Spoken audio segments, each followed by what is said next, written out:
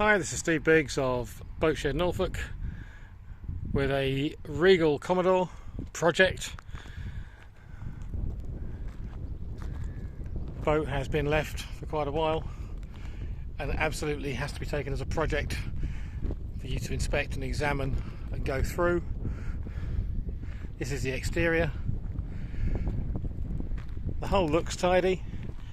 It has been painted at some point, but the paint's not a bad job.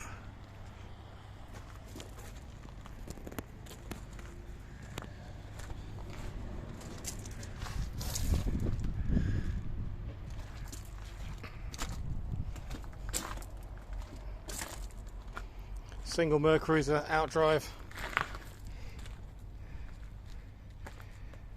If considering taking this boat on, my advice would be to change the bellows, etc. on that outdrive.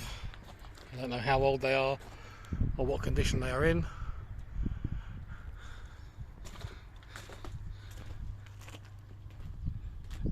If you'd like further information on this Regal 275 Commodore, please contact me, Steve Biggs, at boatshednorfolk.com. Thanks for watching.